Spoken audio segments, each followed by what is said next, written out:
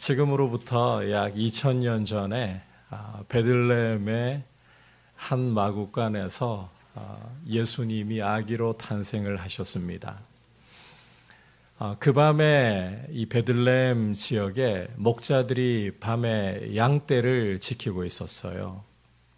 그런데 갑자기 주의 사자가, 하나님의 천사가 이들에게 나타난 거예요. 그리고 하나님의 영광이 이 목자들을 둘러 비춘 거예요. 목자들이 갑자기 나타난 천사와 하나님의 영광의 빛에 놀라고 두려워가지고 떨고 있는데, 천사가 이렇게 말합니다. 두려워하지 말라. 내가 너희에게 기쁨의 좋은 소식을, 온 백성에게 미칠 기쁨의 좋은 소식을 전한다. 오늘 너희를 위하여 다윗의 동네에 구주가 나셨다. 여러분, 천사가 이 목자들에게 전해준 말을 잘 들어보면 온 백성에게, 온 하나님의 백성에게 미치는 큰 기쁨의 좋은 소식을 하나님이 주셨다는 거예요. 이 큰 기쁨의 좋은 소식이 무엇이냐? 한번 따라 합시다. 아기로 나신 예수 그리스도. 여러분, 우리는 어떤 것이 우리에게 큰 기쁨이 되는 좋은 소식입니까? 우리 주일학교 친구들 오늘 성탄절 아침에 눈 떠보니까 머리에 혹시 선물 와 있던가요? 예, 아침에 내가 원했던 모르겠어요. 요즘 우리 친구들 수준이 어느 정도인지 모르겠는데 게임기를 받고 싶었는데 게임기가 있다든지, 혹은 정말 먹고 싶은 맛있는 과자가 있는데 그 과자가 머리맡에 있다든지, 이게 너무너무 기쁜 소식일 수 있잖아요. 우리 어른들께서는 여러 가지 다양한 기쁜 소식들이 있겠지만 이 자고 일어나 보니까 머리맡에 막 돈꾸러미가 이게 억대예요. 그리고 위에 증서가 하나 딱 놓여 있는 거예요. 우리 청년들 바라는 대기업 취직 증서 이런 거, 이런 게 우리에게는 큰 기쁨의 좋은 소식처럼 들릴지 모릅니다. 그런데 천사가 이 당시에 제일 가난하고 천하게 여겨졌던 사람들이 누구인가 하면 목자들이었어요. 이 목자들에게 나타나서 이들에게 전해주는 소식이 온 하나님의 백성들에게 주어지는 큰 기쁨의 좋은 소식이 무엇이냐? 바로 예수 그리스도께서 아기로 오셨다는 것입니다.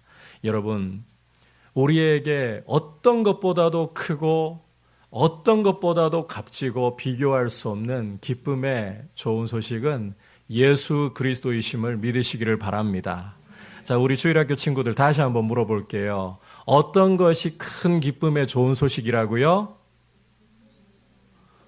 우리 친구들 목소리 너무 작아서 안 들리면 말씀을 끝내지를 못해요. 오늘 하루 종일 여기서 말씀드려야 될 수도 있어요. 좋은 일이죠? 네, 그래서 살살 이야기해도 돼요. 자, 하나님이 우리에게 주신 제일 기쁘고 좋은 소식, 제일 큰 선물이 뭐라고요? 잘 안 들려. 뭐라고요? 우리 청소년부는 주일학교 아니에요? 뭐라고요? 이래가지고는 안 되겠다. 오늘 한 2시간만 천천히 좀 설교를 할게요. 다시 한번, 하나님이 우리에게 주신, 여러분 이걸 반복하는 이유는 이게 정말 우리의 가슴에 새겨야 할 중요한 이야기라는 거예요. 여러분, 하나님께서 우리에게 주신 큰 기쁨의 좋은 소식이 무엇이라고요? 그렇죠. 예수 그리스도. 여러분, 예수 그리스도보다 우리에게 크고 기쁜 소식은 없습니다. 우리에게 값진 선물은 없습니다. 그래서 여러분이 어떤 좋은 선물을 준다 해도 이 예수님과 바꾸려고 하셔서는 안 돼요. 나에게 있어서 가장 소중한 보배이고 나에게 있어서 가장 소중한 선물은 예수 그리스도이십니다. 이것이 오늘 성탄절을 맞이한 우리의 고백이고 우리의 결단이고 주님 앞에 우리가 굳게 붙잡을 우리의 자랑이 될 수 있기를 축복합니다. 자, 이렇게 이 주의 천사가 중요한 메시지를 전할 때 갑자기 허다한 천군, 이 천군이라는 것은요, 하늘의 천사의 무리를 가리키는 거예요. 천사의 무리가 큰 소리로 노래를 하는 거예요. 우리가 함께 읽었던 14절 말씀이에요.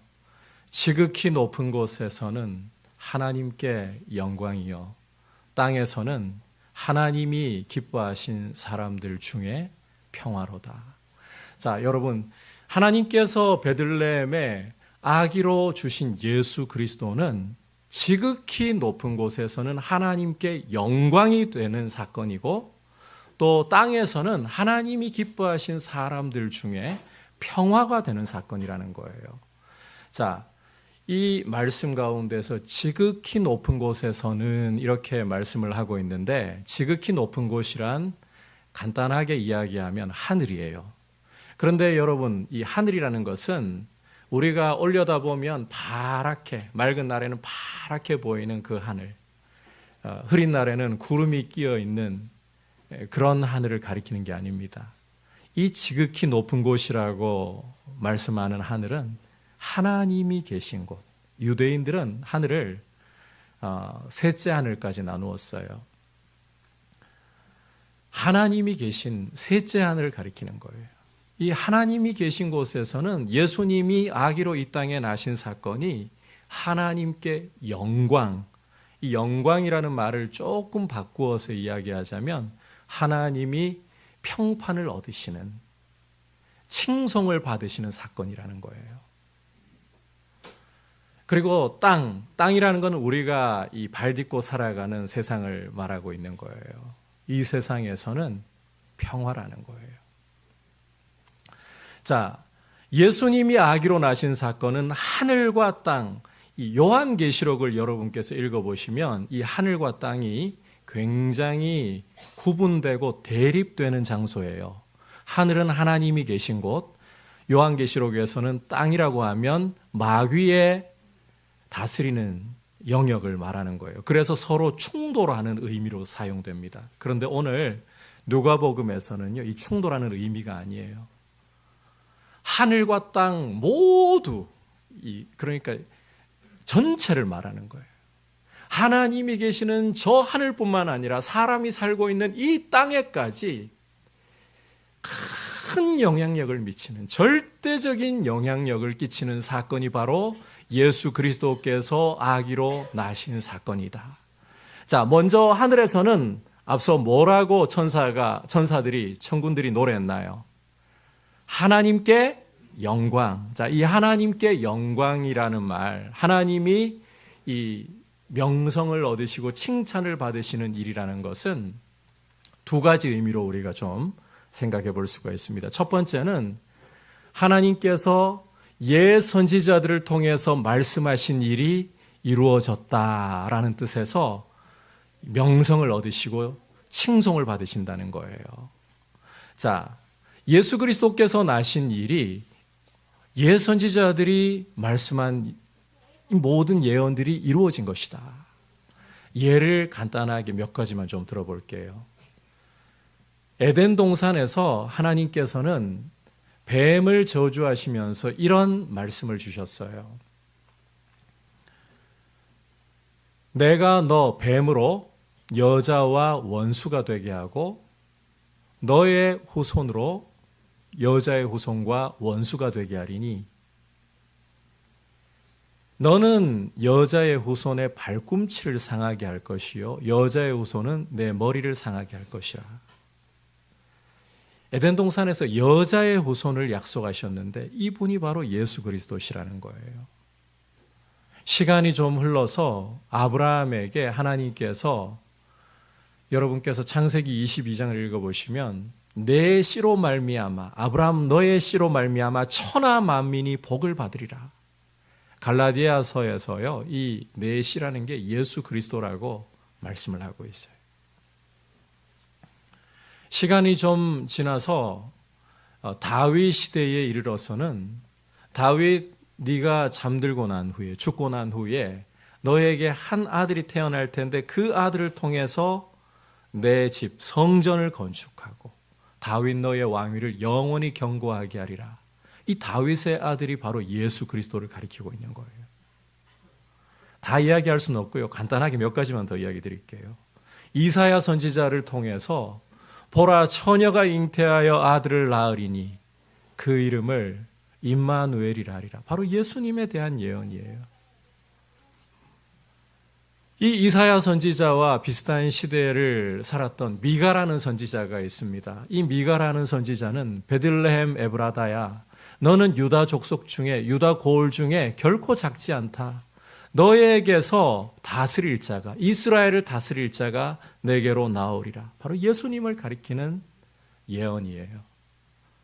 이처럼 예수 그리스도께서 나신 것은 하나님께서 옛 선지자들을 통해서 하신 약속을 이루시는 일이기 때문에 하나님이 칭송을 받으신다. 왜? 하나님이 약속하신 것을 신실하게 어김없이 이루신다는 것이 드러나는 사건이 바로 예수 그리스도의 나심이기 때문에 하나님께서는 천군 천사들에게 영광을 받으시는 사건이 된다는 거예요. 아울러 이 하늘에서 왜 하나님이 영광을 받으실 수밖에 없느냐. 두 번째는 이 동전의 양면과 같은 이야기인데 예수님이 이 옛 선지자들의 예언을 이루시기 위해서 하나님 아버지의 뜻에 철저하게 복종하셨다는 거예요. 여러분, 하나님은 이건 우리 머리로 이해할 수 있는 부분이 아니고요. 신비이기 때문에 그냥 받아들여야 돼요. 한번 따라합시다. 삼위일체. 하나님은 삼위일체이십니다. 성부와 성자와 성령이 각각 구분되시면서도 하나님이라는 이 본질에 있어서 동등하신 거예요. 신비예요. 머리로 이해하려고 하지 마시고 그냥 받아들여야 돼요. 자, 이 동등하신 하나님이 예수 그리스도는 아버지와 동등하신 하나님이에요. 이 하나님이 옛 선지자들을 통해서 아버지께서 주신 말씀에 자, 나도 아버지하고 동등한데 내가 굳이 저 천하고 먼지 나는 세상에 내려가서 그것도 말도 못하고 몸도 움직일 수 없고 엄마가 안아주어야 기저귀 갈아주어야 젖을 먹여주어야 겨우 살아갈 수 있는 이런 아기가 되어가지고 태어나다니요. 게다가 이게 끝이 아니잖아요. 어떤 일을 위해서 오셨습니까? 십자가에 못 박혀 죽으시기 위해 오셨어요. 왜 이런 일을 해야 됩니까? 나는 못합니다 해버리시면 어떻게 되겠어요? 그런데 예수님께서 이 하나님 아버지의 뜻에 자기를 철저히 복종시켜서 하나님과 동등하신 분이 아기로 오셨어요. 아기로. 혹시 여러분께 한번 여쭤보고 싶어요. 아기로 되돌아가시고 싶으신 분. 이런 분들은 간혹 계실 것 같아요. 내 20대로 좀 돌려줘. 아니면 저희 아이들 키우다 보니까 한 번씩 그런 말 하는 때는 있더라고요. 한 5살 때쯤으로 돌아가면 좋겠어요. 왜냐하면 그때 너무 귀엽고 예쁘잖아요. 부모의 사랑을 유독 받는다라고 느낄 때 그때 정도로는 돌아가고 싶어도 여러분 저는요 20대 돌려준다 해도 안 돌아가요.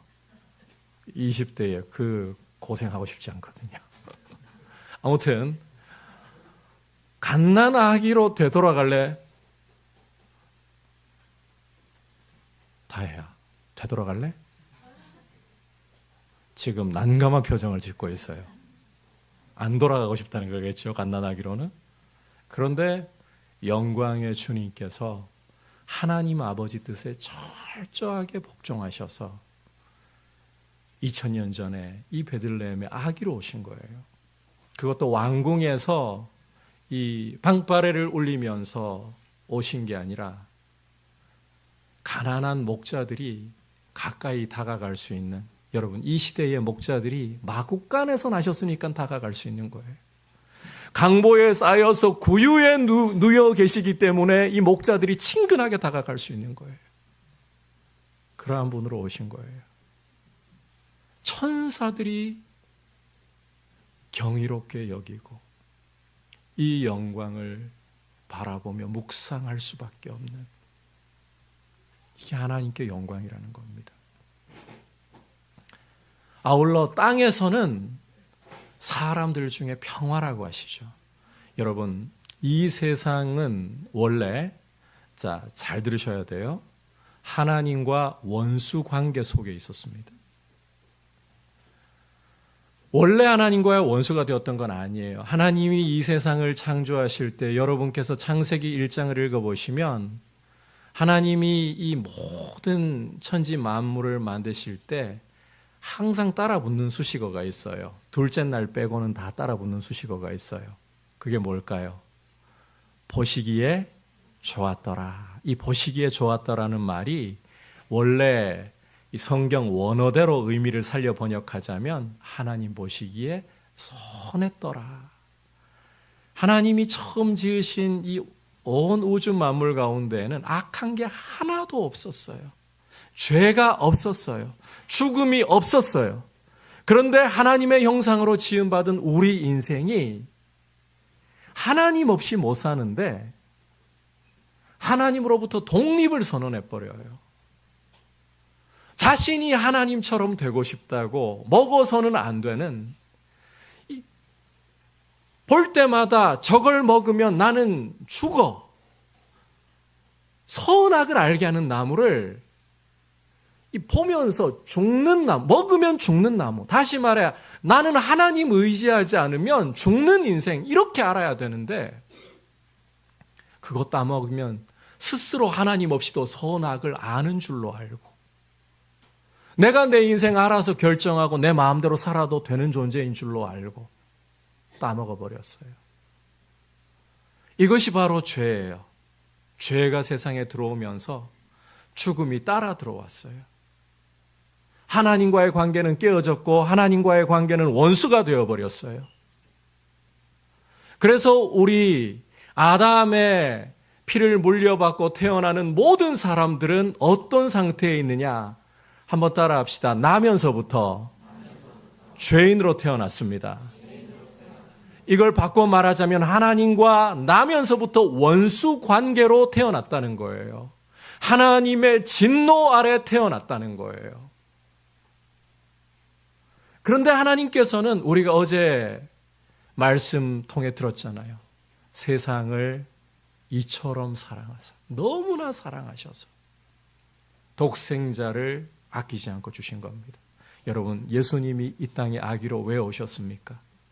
그분은 우리에게 참된 선물이 되시려고, 그 참된 선물이 되신다는 것은 우리의 자리에서 우리 대신 죄를 다 그 몸으로 짊어지시고 십자가에 죽으시기 위해 오신 거예요. 여러분, 이 성탄절에 우리가 진정으로 기뻐해야 할 이유 중에 하나가 무엇이냐? 예수님이 나셨다는 게 그냥 막연한 기쁨이 아닙니다. 그가 내 죄를 짊어지고 십자가에 죽으시기 위해 오셨다. 이게 진정한 우리의 기쁨인 거예요. 죄 문제를 해결하시기 위해. 이 죄 문제가 해결되고 하나님과의 관계가 이어져야 여러분, 이게 진정한 화평인 거예요. 이 세상에서 나라들 간에 지금 러시아와 우크라이나, 우리 장로님 기도하셨듯이 러시아와 우크라이나 간의 전쟁이 벌어지고 있고 또 이스라엘과 하마스 간의 전쟁이 벌어지고 있고, 여러분 이 국제 기구, 유엔과 같은 국제 기구가 분쟁을 정말 잘 조정해 가지고 이 전쟁이 멈춘다, 혹은 그 강대국들이 잘 개입해 가지고 이 전쟁들이 멈출 수 있다, 그래도요 진정한 화평은 오지 않습니다. 머지않아 또다시 전쟁은 일어날 수밖에 없어요. 여러분, 제가 단언하건대 우크라이나 러시아 전쟁 끝나도요, 또 다른 곳에 전쟁 터집니다. 안타까운 이야기이지만 이스라엘과 하마스 간의 전쟁이 끝이 나도 또 다른 곳에 전쟁이 터질 수밖에 없어요. 우리 주님이 말씀하셨어요. 우리 주님이 이 땅에 다시 오실 날까지 이 땅에서 전쟁의 소식과 재난의 소식 끊이지 않을 거라고 말씀하셨어요. 이게 뭐 때문이겠습니까? 왜 인간은 전쟁을 멈추어 놔도 또다시 전쟁할 수밖에 없고 진정한 화평이 없는 건가요? 그 이유는 하나님과의 관계에서 원수 관계에 있고 화평이 없으니까 사람들 간에도 이 화평이 안 이루어지는 겁니다. 예수 그리스도는 화평으로 오셨어요. 이 화평을 주시려면 죄를 해결하셔야 되는 거예요. 우리의 죄를 짊어지고 십자가에 달려 그 피로 우리 죄를 완전히 도말하시려고 오신 거예요. 그래서 예수 그리스도만이 세상의 진정한 화평이 되시는 거예요. 그런데 자, 이 화평도요, 여러분께서 대상을 보시면 온 세상의 화평이라고 말씀하고 있지 않아요. 천사들의 노래를 들어보면 하나님이 기뻐하신 사람들 중에 화평이라고 말씀하고 있어요. 이 화평을 누가 누리느냐 하는 거죠. 죄 사함 받은 사람들이 알고 이 화평을 누리고 화평을 전할 수가 있다는 거예요. 여러분, 우리가 이 성탄절을 맞이하면서요, 예수님이 이 땅에 오신 의미를 다시 한번 묵상하고 이 예수님의 영광을 우리 가슴에 바르게 새겨 넣어야 됩니다. 세상은 이 성탄절이 다가오면, 이번 같은 경우는 주일에다가 성탄절 월요일, 놀러 가기 딱 좋은 연휴, 거기다가 그 대구에는 지금 눈이 안 왔습니다만 전국 곳곳에 눈이 내려가지고 화이트 크리스마스잖아요. 물론 화이트 크리스마스라고 마냥 좋아할 수는 없겠더라고요. 폭설이 내려가지고 살짝 내린 것도 아니고. 아무튼 이 성탄절 그러면 예수님을 모르는 사람들에게는 공휴일이에요. 왠지 모르게 캐롤이 흘러나오고 이 캐롤의 즐거운 분위기 속에서 흥겨워하고 가족들과 함께 외식을 하고 나들이를 간다든지 연인과 만나고 이런 이미지가 많이 박혀 있어요. 교회도 점점 세상을 따라서 예수님의 이 땅에 오신 진정한 의미, 그 진정한 이유를 생각하기보다 성탄절 하면 왠지 모르게 흥겨워야 되는 날로 우리는 그 의미를 잊어가고 있는 것 같습니다.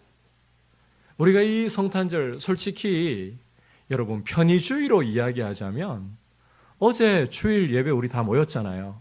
오후에 성탄 축하 발표회 다 했잖아요. 그걸로 퉁치고 25일 날 여러분 그냥 노십시오 이러면 되지. 그럼에도 불구하고 이 자리에 또 모여가지고 우리가 이 예수님 나신 날을, 저도 설교 준비하는 거 안 쉬워요, 여러분. 새벽까지 설교복 터진 거잖아요, 그죠? 그렇다고 새벽에 특별히 오시는 분 거의 없잖아요. 현실적으로. 저는 오늘 새벽에 그래 우리 허 목사님하고 둘이서 그냥 개인 기도하다 가야지 했는데 오신 분들이 계셔서 말씀 전했습니다만, 아무튼 그냥 여러분 이 성탄절이 그냥 이 분위기 따라 흘러가는 날이라면 그래도 돼요. 그러나 이 성탄절은 교회 이 절기 가운데에서 두 절기, 다른 어떤 것보다 두 절기, 이 성탄절과 부활절은 우리가 어떤 것보다도 값지고 소중하게 여겨야 될 절기예요. 그가 이 땅에 아버지의 뜻을 따라 오시지 않으셨더라면, 아기로 오시지 않으셨더라면 우리 죄 사함은 없는 거예요. 이 세상에 구원은 없는 거예요. 이 땅에 태어난 의미 우리는 모르고, 여러분 그야말로 있는 자가 누리고 없는 자는 짓밟히는 그런 이 약육강식의 세상 속에서 있으면 길을 펴고 살고 떵떵거리고 살고 없으면 비굴하게 살다가 왜 이 인생을 살아가야 하는가? 그러고 끝나버리는 인생입니다. 하지만 하나님 그렇게 세상을 만들지 않으셨어요. 그게 하나님의 계획이 아니에요. 하나님은 이 세상을 창조하실 때에 하나님의 나라로, 하나님의 거룩한 말씀이 통치하는 공의의 나라로, 의의 나라로, 평강의 나라로, 사랑의 나라로 창조하셨어요. 이걸 우리 인간이 죄로 깨뜨려 버렸잖아요. 그러나 하나님은 아들을 우리에게, 우리와 같은 사람으로 보내셔서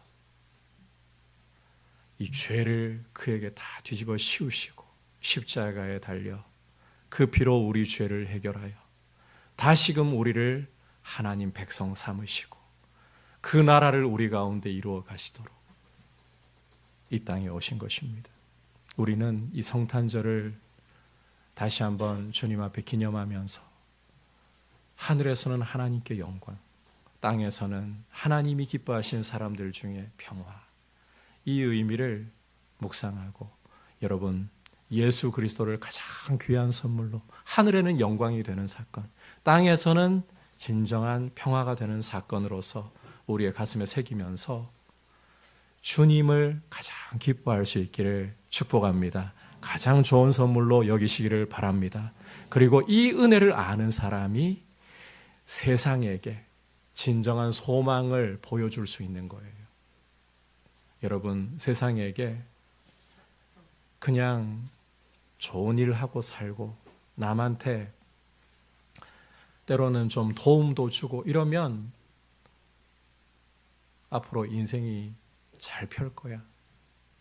죽어서도 좋은 일이 있을 거야. 이건 복음이 아니잖아요. 우리가 이 복음을 제대로 알지 못하고 주님의 나심을 제대로 알지 못하면 그런 수준으로 살아가는 거예요. 진정한 평화가 무엇인가? 하나님과의 화목에서 오는 이 평화. 죄사함 받으라고 하나님과 화목하라고 거기에서부터 오는 평화. 하나님의 나라를 경험해야 된다고. 이게 우리가 전해주어야 할 복된 소식입니다. 이런 복된 소식을 전하는 분들로 이 성탄을 통해 이 복된 소식을 다시 한번 새기고 이런 소식을 전하는 분들로 주님 앞에 드려질 수 있기를 축복합니다.